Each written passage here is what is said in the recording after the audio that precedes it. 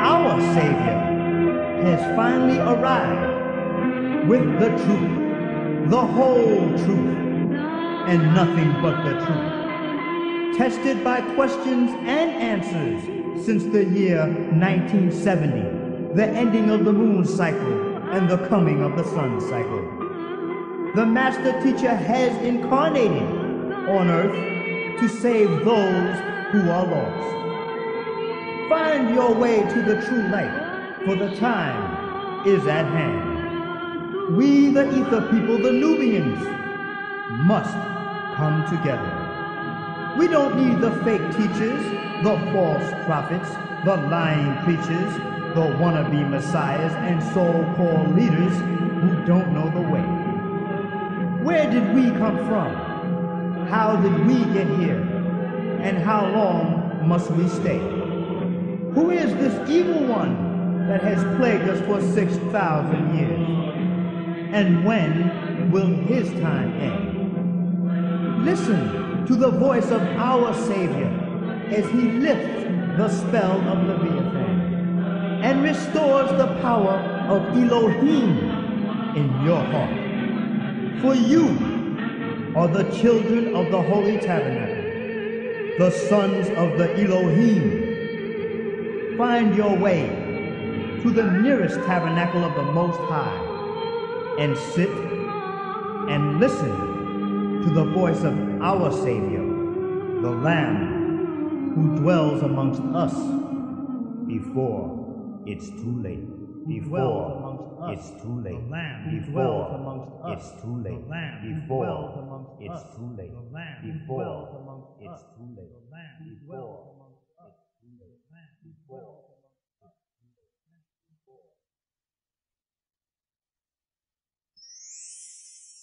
You are now listening to Rabboni Yeshua Bar El-Hadi on Mount Zion, the city of peace.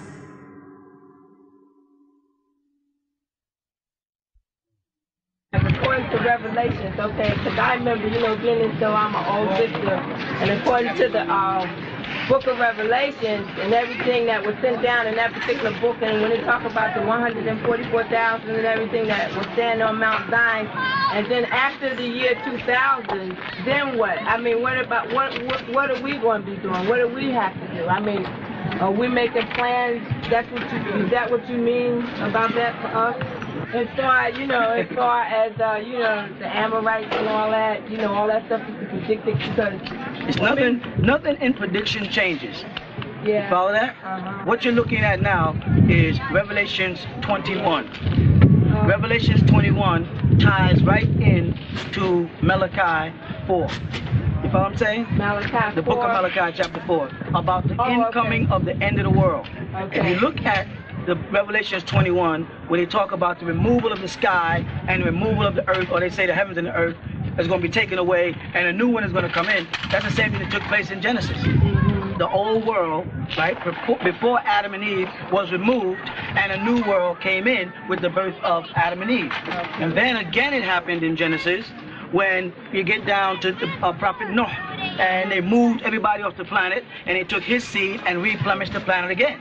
So there's multiple times where the Almighty steps in and says, I'm going to remove all living things, or either all creeping things, and I'm going to bring in new things, what they call a replenishing or a refilling of the earth. All right, we're coming back into that cycle right now. Oh, we are. We're coming back into the cycle because, pay attention, because the moon cycle has gone out and the sun cycle is coming in. The moon cycle is a symbol of the night or the shadow hour, and the sun cycle is the symbol of the day. We're moved into the sun cycle because as the galaxy makes a complete circle, it's called an equinox. And the planet gets closer and further away from the sun at different times in its motion. During the period of time that the sun and the planet are close to each other, those are periods referred to as the solar era. And when it gets farther away from it, it makes it, yeah, but it's an egg-like shape. Okay. Right? When it gets further away, that is the moon cycle. That's why moon is synonymous with night and sun is synonymous with day.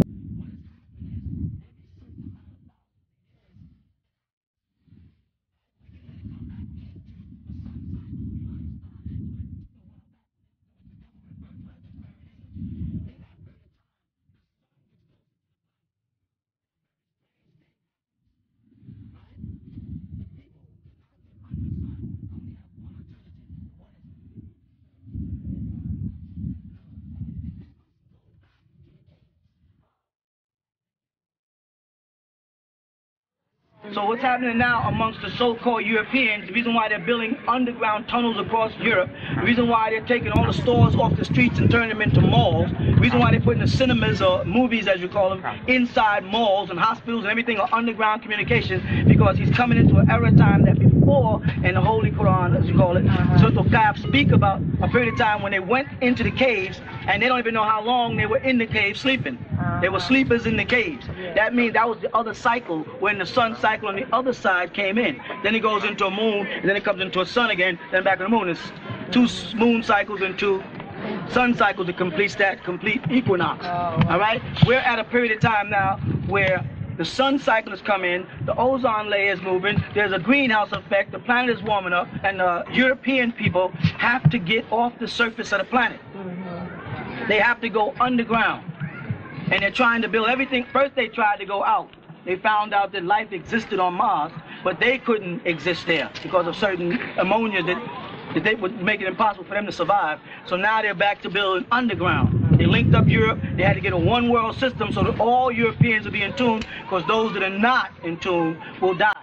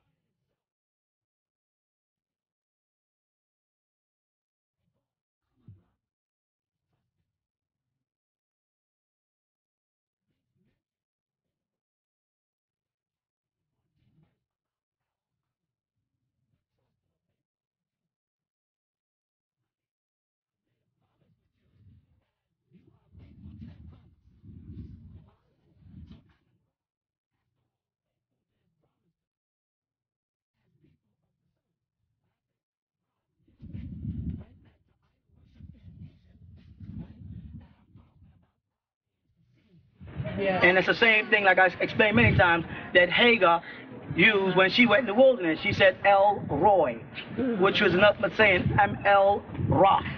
She didn't say Ammon because Ammon was a certain people that she didn't belong to. It's another story. All right, so the promise is being fulfilled for us, that the time for the devil is ending. The fire is pouring down out of the sky. It's happening now. It's happening to them right now. It's giving them skin cancer.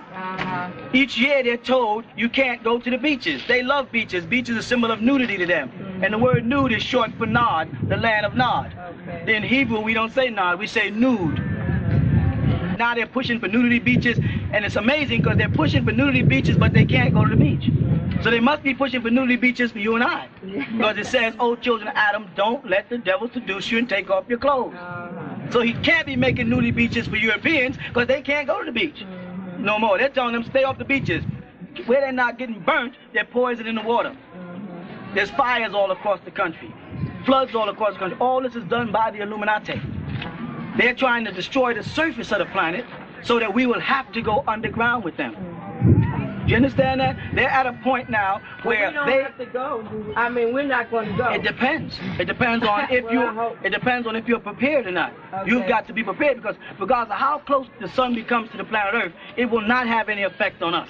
I mean, but do we have to prepare ourselves just as individuals? No, we have to prepare ourselves as a body. That is our problem. We keep on breaking up into individuals and divided. We have no power. We're the only people that disunited amongst ourselves. We get broken down all the way down into Jehovah's Witnesses and Seventh-day Adventists and Sunni Muslims and Ansars. We're broken up into all kind of little stupid splinter groups. There's Egyptologists over here. Dr. Ben is on this side, and Clark is on this side, and and Siraj Wahaj is over here, and Muhammad Al-Amin is in and Farrakhan is over here, and Wardi's over here, and that's just in the Islamic world. Then when you get into the Hebrew world, you got Ben Amin Carter, Yahweh Ben Yahweh over here, Rabbi Jeremiah over here, Rabbi Matthews over here, and that's in the black so-called Jewish section. Then when you get into Christianity, you got Seventh-day Adventists, Pentecostals, Episcopalians, Protestants, Baptists, Lutheran, Catholic, and all of this has been set up to divide us in mind. Because the power of us coming together mentally can affect the world. The whole thing is to keep us divided in mind, right? Because of this day and time. The devil's time is at its expiration date. It's fulfilling his prophecy. It's 6,000 years that's coming to an end. Now what he has to do is get off of the surface of the planet. If you would just be patient, he'll have to leave. He can't reverse the greenhouse effect. He cannot push the sun away. He cannot reverse the destruction of the ozone layer. He can't stop that. It's not bothering you. He's convincing you that it's bothering you. Right. He's trying to tell you, you better not go to the beach, because if you go to the beach, you're going to catch skin cancer. What's wrong with you? You was born on the beach. What do you think Ethiopia is? What do you think Sudan is? 130, 110, 115 degrees all year round. You follow that? Yeah. So we are waiting. I am waiting for the sun. I raise my hands to Amun-Ra and say, come closer to the earth. Because the closer he gets, the faster he gets, the quicker they have to go underground. And what they're trying to do now is they're trying to destroy the surface of the planet. So they're poisoning the water so we'll have no fish. I'm telling you. They're burning all the forests so all the livestock is gone. They corrupted all the farmland. And then they are destroying all the countries that oppose them where we might take refuge. You follow that? All the Middle East is being wiped out. All of Sudan, Ethiopia, Somalia. Don't fall for that Somali lift. That Somali lift was a result of the fact that they looked on television and saw them camps in Russia, and they saw them Amorites starving over there, so they had to get food over there. And one day, it took them to close all them camps in Russia and bring food, and because the public's eye was on it, they sent a couple of bags of being Ethiopia sort of looked like a balance for the UN. In actuality, they're not least concerned. Part of the plot is to destroy all of what's called Africa, either by AIDS, famine, you follow diseases. They're gonna wipe it out because they have to go, like the Quran taught, back in the caves. You follow that? They have no choice. They build these high rises and these condominiums. All of the so-called Europeans who live on the southern part of this country are now moving north. So they're going to eventually leave out of South Africa? They have to. They have to leave out of South Africa, but it's going to be in such a bad state, there's nothing we can do with it anyway. They gave the land to these Amorites. They didn't have to. They could have taken, and they didn't have to leave Nelson Mandela in jail for 26 years. So they wanted him in there until they lobotomized him and used him as a tool. But let me get back to where we at. People ask me all the time about South Africa. I'm not in South Africa. Yeah, we're right here, and we got problems that we better get straight. We better start worrying about what's happening with us here, and we're running out of time, and they're making more demands. The reason why you see them trying to renovate your neighborhoods and buy up your neighborhoods is because they have to get out of the South. You understand that? They got to leave Georgia. They got to leave Florida. They got to leave South Carolina, and they'll have to live from the upper part of North Carolina up where the weather is controllable until they can go underground. So now you drive all up in these mountains, and all you see is Florida plates and all old Jews walking around up here because they're trying to find places up here, up in Canada. That's their refuge. So there's many times they try to put a community in Canada, they couldn't get it established. We have a problem with Syracuse, with Buffalo, all up there. And it dawned on me, because we have to get out of here and go south. Why do we have to go south? And why do we have to go to an area south where it's open and not mountainous? Because that's where he can't come. He cannot chase you where he cannot go. You follow that? Yeah, so long as we're up in a mountain area, he can come up here. But when we get down in an area where it's flat and open plains and the temperatures range in the hundreds, we don't have to worry about him coming down there, because as the sun gets closer, he will not be able to survive. It would be suicide for him to pursue us in an environment where nature is fighting against him. You understand what I'm trying to say? Yeah. This is the day and time we are now for the people that say, why are we leaving Mount Zion and going south? Because we're passing him on the road. And let the fools come this way, and we'll go that way where he can't come. But we're going to have to learn how to survive down there. Yeah. Because you forgot how to be sun people. And that's one of the main reasons why I said stop the perms and the jerry curls and all that crap, because you can't afford it and you won't have access to it. Do you follow what I'm trying to say? Yeah. And I didn't say go back to Afro, because Afro described one hairstyle. One hairstyle. And I heard somebody say just yesterday, if they were to bring that hairstyle up to today, instead of us being called Afro-Americans, we would have to be called Jerry Curl Americans, or Extension Americans, or Perm Americans, because Afro is just a hairstyle, and the word Afro don't apply to us. We are not Africans. And I say that to say nobody is African. There is no such thing as an African. The word African means Ifriqiya, to divide us up into pieces. We are Ethiopians, we are Egyptians, we are Cushites, Hamites, Shemites. We're not Africans. You follow that? We have broken up into families, became known as Ashanti, we became known as Mandingans, we got set up with Igbo, we became many different names. But when you get past all those tribal names and get down to it, we are the Shemites and not Semites. They could be they could be Semites, we're Shemites. You follow? So we have to prepare ourselves for this hour in time, and the sun is on our side. Nature is on your side. But he is destroying the planet intentionally with all kind of earthquakes, and right now if you look on the news, there's fires in Florida, there's fires in California, there's fire. He's burning up all the forests. When you burn the forests, you're chasing the animals. If he's burning the forests down there, which direction is he chasing the animals? If he's poisoning all the waters on the seacoast of Florida, where is he chasing all the fish? Now why would he chase the fish and the animals up here? Huh? Because he's going to be living up here. So the best way for me to chase you is to light a fire. I light a fire on this side, I can guarantee that whatever's on that side is going to run in that direction. So if you monitor them fires start off the coast of Florida and they're moving all up. Now they're talking about South Carolina, all on the coast of South Carolina. They can't get inland. So what you do is go inland, stay off the coast. You follow that? And all the animals will run inland and north. And there you'll set up your colonies for survival. You follow that? Will it be planting food and stuff like that? Or starve. One or the other. Won't be no AMP. It won't be no AMP, right? Not for us. That's why I'm moving. Yeah, my name is Tahida, and is there a brand equivalent for that name? For Tahida? Not like that. You know, that the word Ahad, right? Ahad and Ahada is the same as Ahad, right? And Tawheed, but see, Tawheed is a created word. The reason why I say it's a created word because it's used in Islam. And Islam claims to come out of the Quran, correct? That when Muhammad received the Quran, that's when they formulated the system of Islamic teaching. And they corrected this divine language in which this scripture was sent down. You follow me? However, the name Tawheed is nowhere in the Quran, which meant that after the Quran was completed, then men looked in the Quran when they were setting up grammars and stuff and created words from words. So in Arabic language, yeah, Tawheed is a word, but it's not a Quranic word. It's a word that they've made from the word Wahid. You follow? Yeah. I would like to ask a question.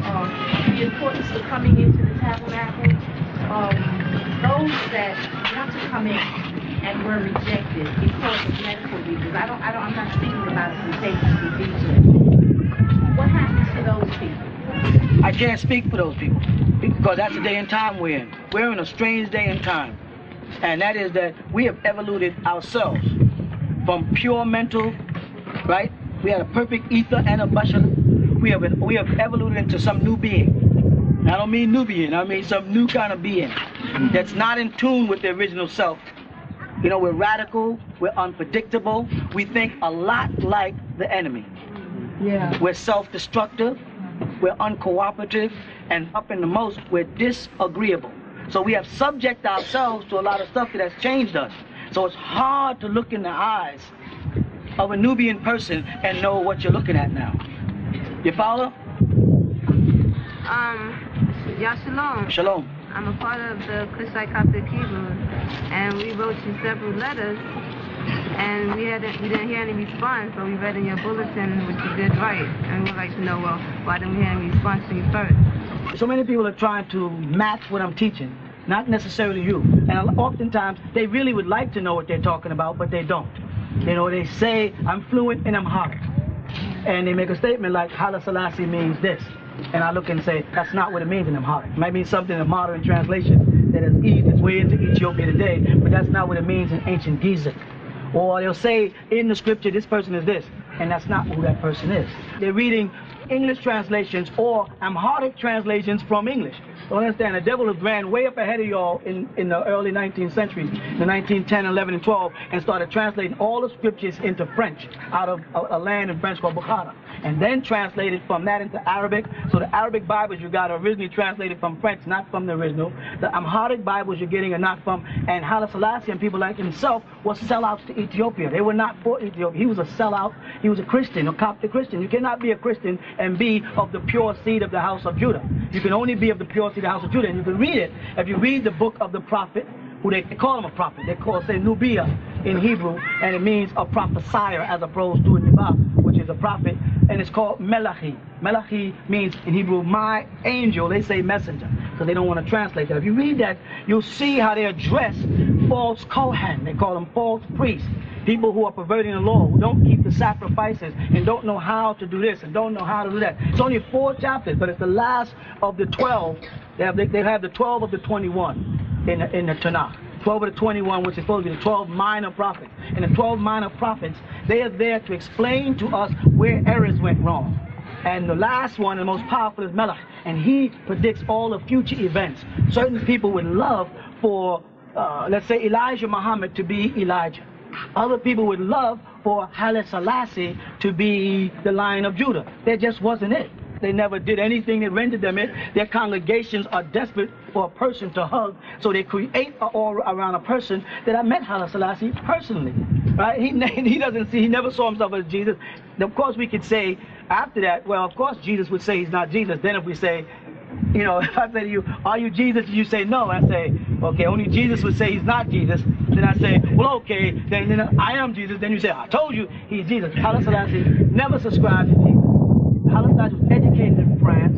He was not a direct descendant from Solomon. And if he was a direct descendant of Solomon, which I pointed out in that bulletin, it's still not good enough for us because his father and him both married Hittite women. They married the cursed seed of the Canaan, of which Abraham, who was our father, and the shield falls under Abraham, not David. That's another thing I read. They mention the shield of David. Morgan David is not Morgan Abraham. If you look in the 15th chapter, in the first verse, Bereshit, where they refer to as Genesis, the shield is Abraham's shield. That is the star we wear. The shield of, it's called Morgan Abraham. And he says, the Lord said, I am your shield, Abraham. They're following a different star, interlock star, which is a symbol of Satan. It has nothing to do with the star that we're found. So what it is I addressed it like I read the pamphlets, I looked at them, I saw pictures from our books in it, I saw information what was wrong on Haile Selassie, so I said, I'm writing a book about Haile Selassie anyway. Not so much about Haile Selassie as the character, but as one of the characters in our Ethiopian life,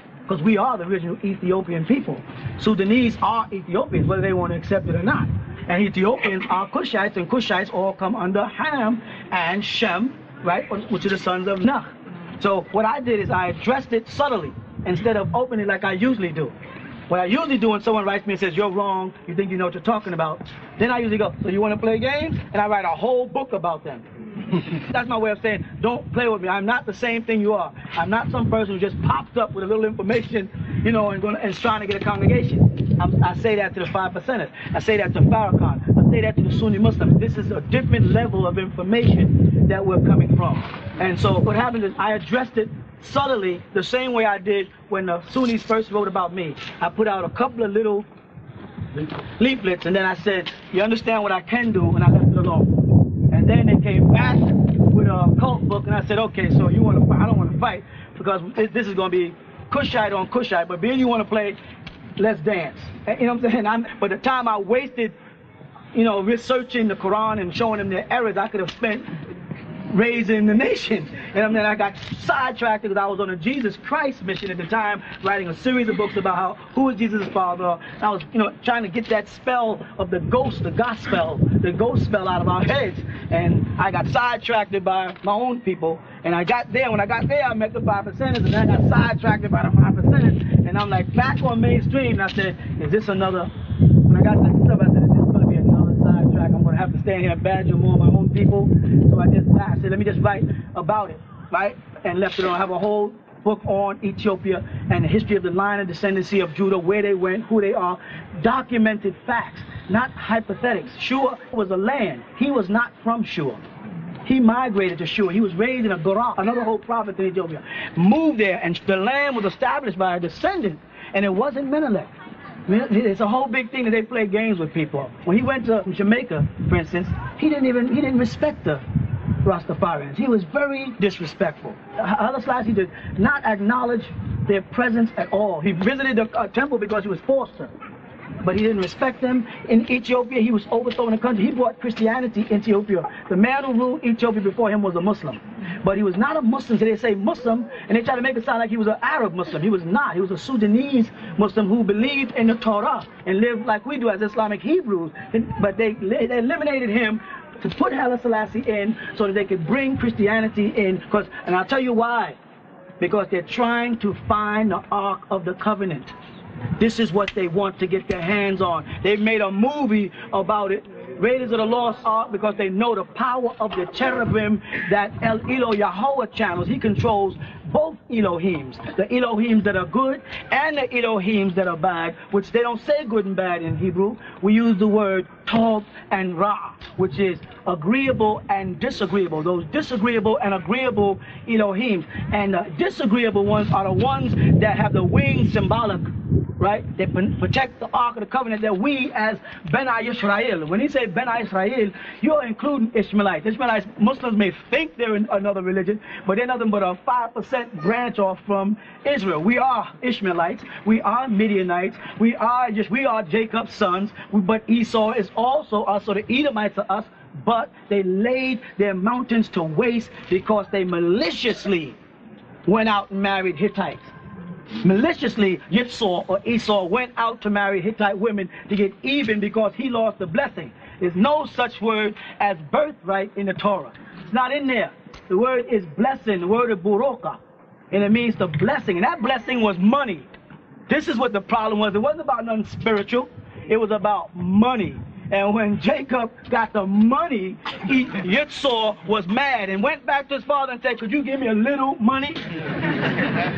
That's the Hebrew understanding from Aramaic. But in the Christian Bible, you're going to get lost because they don't know what they're talking about. Yeah, so that's why we came here. Yes. We came here because I want to get together with you and put out some stuff to a lot of the Rastafarians because I bear witness to your doctrine in entirety. So it wasn't a matter of we're trying to fight off your doctrine. Trying to work together. But trying to hook up because some of the same things you're talking about now, about Ethiopia, about the sun, and even etymology. The 9 ether. Yeah, 9 ether, the number 9 also, we've been saying for a long time. Nuwapo, you know about Nuwapo and all those? Yeah. Those are the ancient sciences. I heard a tape about the Beni Elohim, the Elohim. You are the Elohim.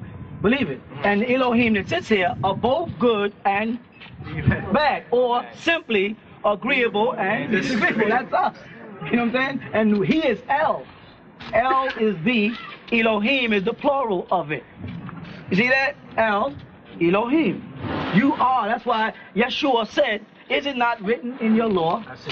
He was saying, but notice he said, is it not written in your law? Because he was taking him back to Tiflin. The Tiflin is called what you refer to as the Psalms, the songs.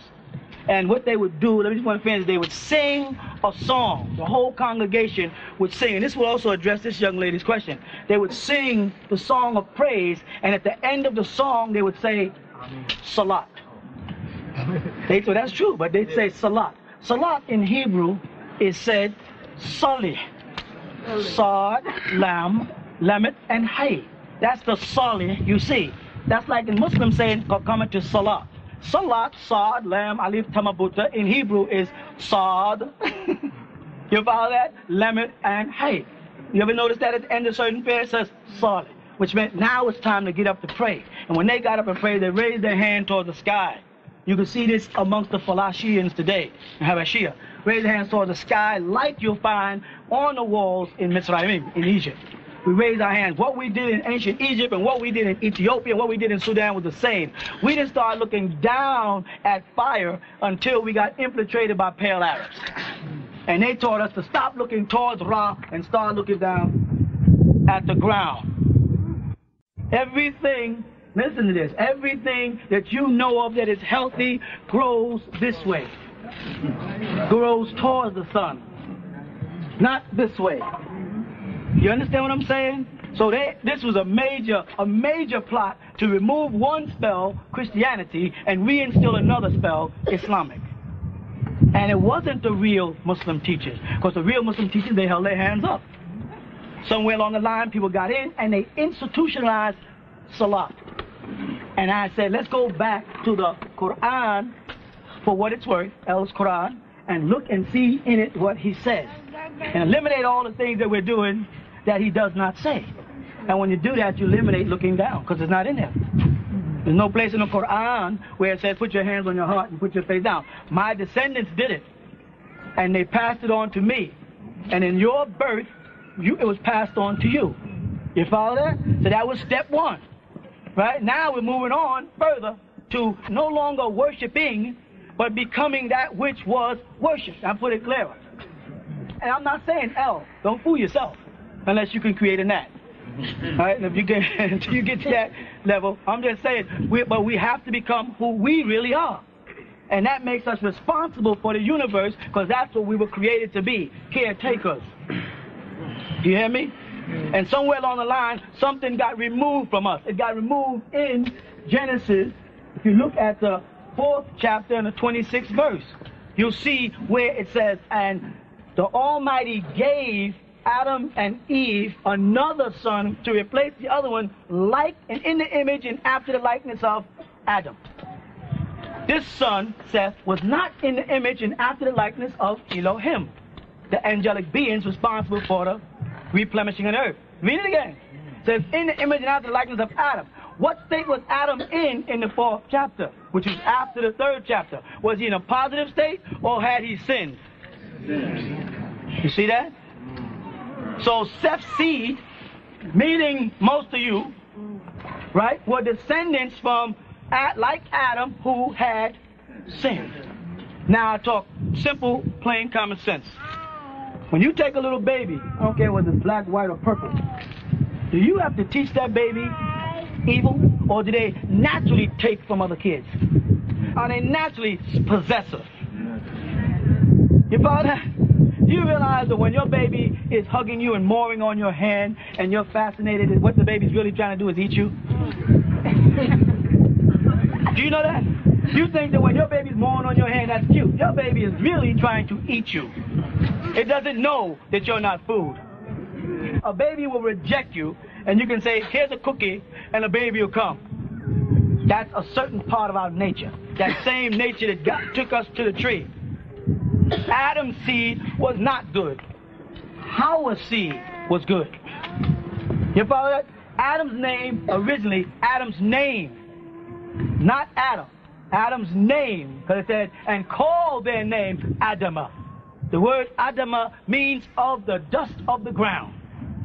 But in that same Torah, they give you the name of Adam and Eve when they say, male and female created he them, and call their names Adam. Now what is the name then?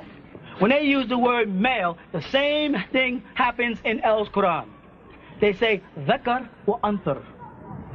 We created you male and female. Zakar wa Antar. However, the word Zakar, Zakara, has nothing to do with being a male or female or gender. It has to do with the word to remember, Zikr. You follow that? In the Torah, it says, male and female created he them, and called their names Adam. Zakar wa Nakibu was their names. When you trace the Nakibu back to ancient Aramic, it means leadership and out front in power. And Nakibu was the female, not the male. Then Zakar was Adam's name. Adam doesn't mean that's his name. Adam means of the ground, a earth being, as opposed to a Elohim being. There was Elohims of heaven and Elohims on earth, physical ones and spiritual ones. If you want to see it, again, in the book of Malachi, right in the 4th chapter of it, they call them the Almighty Gods. Or they say godly. And if you get back to your Aramic, you see they have in there Elohim al-Bashara. Right? Elohim in the flesh. Now, so you had Adam's seed, who's an Elohim, and you have Nakibu, who you call Hawa. And the reason why they call her Hawa or Haya, because it meant wind.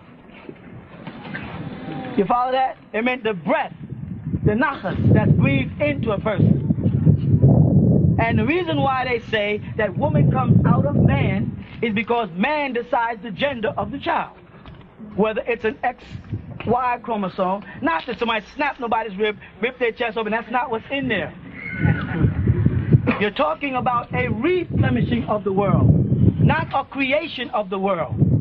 Adam and Eve were not the first people on the planet for us. You understand that? I'll give you some simple reasons why. One is, we use a basic biblical concept. We have Cain, Abel, Adam, and Eve. Is that the basic Christian concept? How many people was that? 4 people. Cain kills Abel. He eliminates one of the people. How many people are left? 3. Who are these people? Right? Adam, Eve, and Cain. 3 people. Right? Now, when the Almighty addresses Cain concerning the killing of his brother, Cain cried that his penalty is greater than he could bear, right? And then he said he put a mark on him, right? A birthmark, exactly what it is, a birthmark on him. That what? What was Cain afraid of? Tell me. Anybody what? Cain was afraid that if anybody finding him will kill him. Could you tell me who was going to find him if there's only 3 people on the planet? Who was he afraid of if there was nobody else on the planet but him, his mother and father? It wasn't his father he was worried about. It wasn't his mother he was worried about. There must have been other people on the planet that he was worried about that would kill him. And when he left that land and went into the land of Nod, he encountered other people. There, it was already there in the Philians. Then again they say, the man should leave his mother and his father and cling unto his wife, and they should become one flesh. Correct? If these are the first people on the planet, who was that law for before it was said to them? It didn't say you are to leave your mother and father. It said a man, as if the law was already set. A man is to leave his mother and leave his father and cling unto his wife, and they're to become one flesh. If that law was set, who was it set for if there was nobody there? And nobody else got married. You follow? And why is the word refill or replenish?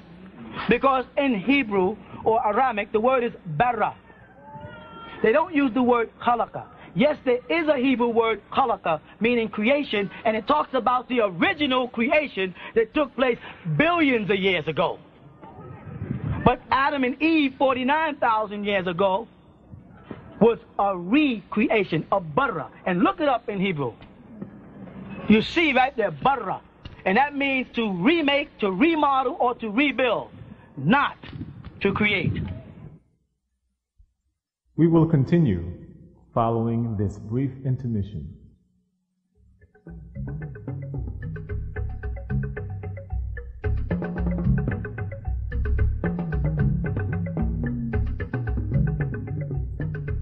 Have you ever wondered why so many Nubians or black people seem to aid the devil in destroying us? Have you ever wondered why they sell the drugs and they pull the triggers?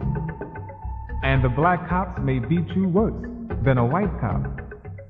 And the black meter maid will chase you down, while the white meter maid may let you go. Or the minister would lie and say anything. Have you ever wondered why this is so easy to them? Then you must read a book called Are There Black Devils?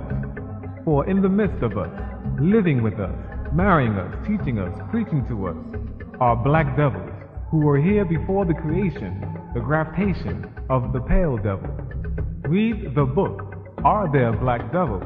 A must for anyone who wants to know the truth. It's available at your nearest Tents of Abraham. To order, write to the Tents of Abraham, Post Office Box 50547, Atlanta, Georgia 30302.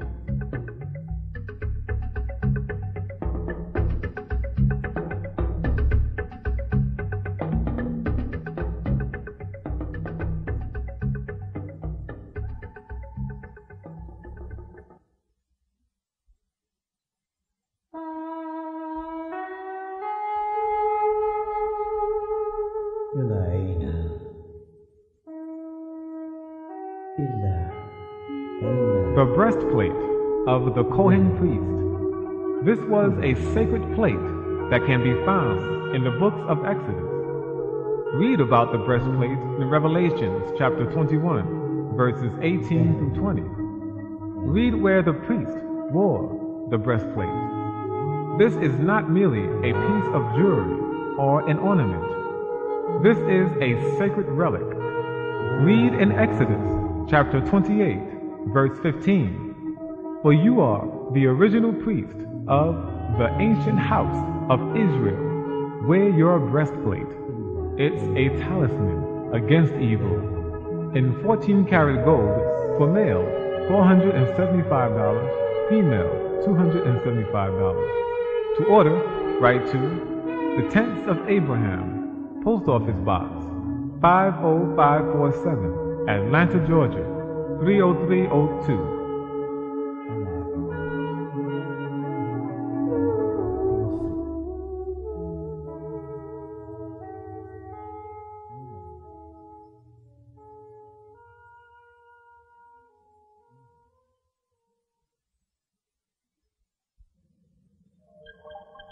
Now we will continue with Rabboni Yeshua Bar El-Hadi on Mount Zion. And what was taking place then? The planet had got so corrupted amongst the Elohims, and when you look up Elohims or heavenly hosts, you see that they say heavenly hosts or Elohim or angelic beings. You follow that? So if the Elohim were beings who came to this planet from somewhere else, I'm saying somewhere else so I don't get distracted by UFO conversation, right? Came to this planet from somewhere else, and they lived on this planet. They called them giants. It's right in the Bible. Giants were in the earth in those days, right? And Adam and Eve encountered living and dealing with these beings. These people must have had laws. Adam or Eve, one of them had to be living by those laws to know the laws. Who was he talking to? Adam or Eve, when he spoke about that? A man. The law is that a man should. He's talking to Adam. You'd like to believe that Adam was a good person. Adam was 7 feet because he was a Nephilian and an Anakite. His family had mixed in. They were part of the people called Path. Path are the original people of the planet Earth, pygmies. 2 people existed at the time that you identify. One lived over near the 2 rivers called Nile, or Nile, and others lived over near the 2 rivers called Tigris and Euphrates. You understand? And both of these rivers were fed from the Mediterranean. The only difference is when you look at the map today, you have a problem. You're trying to figure out how the water ran down the Nile this way and up the Euphrates this way. Correct? It ran through Greece and down through Babylon. How? Because it was before the planet was tilted off its axis. See, your planet has now been tilted on a 23-degree axis. So where Tigris would have been here, and the Nile would have ran there, down above, beneath the Mediterranean, now it's sitting like this, so it looks like it's impossible. So when you go to a map, you can't see those 4 rivers that's flowing down, and you get confused. But if you go back to before the planet got shifted off its axis, you'll see how the... You follow? So this part is on the eastern end of the garden, obviously. And where would that be at? That's in the Persian Gulf. That's in an area called Or, which means flames in Aramaic or Hebrew. Or means flames. The city of Nod was in the midst of the flames. And what is flames called? What do you know flames as? As hell. You understand? Flames is hell. And there is where the giants, the wicked beings, live. And it's said, when you get to Bereshit in the 6th chapter, that the sons of God, the first one, those are not positive Elohim, those are negative Elohim, disagreeable. They took the daughters of men. You see the difference? The second time it says they went in unto. But the first time it says they took. That means they left the Euphrates area and went over into Egypt, where we lived at, the pygmies. You follow that? We didn't stand over 4 feet at the time. And the giants who came down stood over 7 feet. The normal height of a man, whether you like it or not, is 5'6". I'm not 5'6", so that's, don't think I'm saying it because it's me. It's a perfect balance between the Elohim on that side and the Elohim on that side, because we created him in our image. And if they're 7 feet and they're 4 feet, the middle image would be 5'6". You follow? So now these wicked beings left their land and went over into Egypt, called Mitzrayim, today called Gen, back then Garden, and took women from all that they chose. You follow that? And that family that they chose that ended up on their side is where Adam, who was a descendant from the original people, that's why when you see the picture of Adam, he has wavy hair. He doesn't have 9 ether. He has 8 ether. There's 9, 8, 7, and 6 ether in our hair. Another question that comes up. How did Nephibel or Eve become light-skinned? That's because you want to convince yourself because you're dark-skinned that the first people were dark-skinned. It's very convenient. But genetically, that's just not true, because 2 dark-skinned people can give birth to a brown-skinned person. It'll stay within a certain color range from Latino all the way down. When you get to the point where the skin is ghost-like, it's non-ether, it's ghost-like, it's transparent, then you've bred out of the Ethiopian people, the 9 ether. Adam's family were Pathites. That's the same path we read about in ancient Egypt, right? Who influenced Amun-Ra. Mixed in, was kidnapped, taken over there to live in that land. Thus Abraham's family is born out of Ur Chaldea, not being born in Ethiopia where they belonged. And Adam himself was a mixture. He was a giant. He was 7 feet tall to the original Pathites of ancient Egypt. You understand? So he was influenced by good or bad. Or what should we say, agreeable or disagreeable? He was influenced by disagreeable people. Did Nachas. Nachas is a Torah word for the whisperer. There's no word serpent in there. It's Nachas. One of his names is Fabun. That's one of his ancient names. It means a snake. His real name is Samuel. Samuel, that was his name. But who did he go to? Huh? He went to Eve. He did not go to Adam. Why didn't the devil go to Adam? Oh, he's already there. He knew Adam. He knew it. What? Shouldn't it have been that he should have went to Adam and let Adam influence Eve as opposed to going to Eve and letting Eve? No, because Eve was of the original Pathites of ancient Ethiopia and was good. Adam's family had been living over at the Euphrates and had become influenced by evil. So the whole purpose of the breeding, or as the Honorable Elijah Muhammad spoke about, the graftation and the black and the brown seed, which is Hawa and Adam, you see, was to breed the evil out of us and make us back into the image of the Elohim, so you'd have contact like you used to directly with the universe. Through the dog star. You heard the dog star before? What is it called? Osiris. What is it called in Mitzrayim? Anubis. The jackal, the dog. You understand? The god of death. the God of life. That's our representation of black jackal to them. The worship Amorite, when he's worshiping God, and God, like I said before many times, in dyslexia, is dog, he's talking about the god Anubis of ancient Egypt, which represented us. Do you understand? Not the jackal of the cave that he encountered when he had to go into the cave when the last sun cycle came through and the moon cycle went out. He was asking, why did Canaan go up into the cave? Because the sun cycle came in, and the people of Nuwapu, the sun people, come to power. And the night people, and let me give you some names for it. Dracula. When you look in the New Testament, as it's called, in their Greek translations, the word for serpent is drag with a K, eon. Drac-eon. And they say dragon. The name Dracula is from a German origin, and it's Dra-eon. Dracula is a symbol of a being that cannot stay under the sun. He roams by night, and he needs fresh blood because he is a hemophiliac. A hemophiliac is a being that lacks hemoglobin in the blood and does not have the power to produce clotting factors. You with me? Dracula wears a long black cloak, symbol of the night.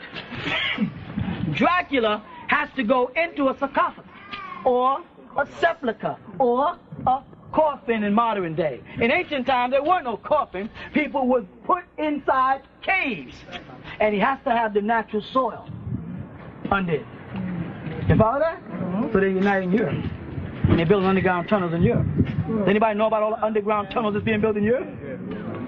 Dracula is aware that the sun cycle is coming in, so evening and morning is passing for a 7th day. Meaning, we had the 6,000 years, and let's read it the way you see it. We had a 6,000 year period, correct? Now, after 6,000 comes in, so if his time is up in the year 2000, which is the year 6000 from Canaan, that ends another day. And how does the scripture usually say? Evening and morning was the... Now let's go into the 7th day, because everybody desisted on the last 7th day. And they called it Shabbat. Right? Now we're coming into the 7th day. A new horizon. The sun is getting closer to the planet. Dracula has to get back in his coffin, or the sun will burn him up. It's just called, in modern day, skin cancer. Nubian people, stop wrestling with the devil. You already have the blessing. All you have to do is wait. All you have to do is be a sabr. Patience.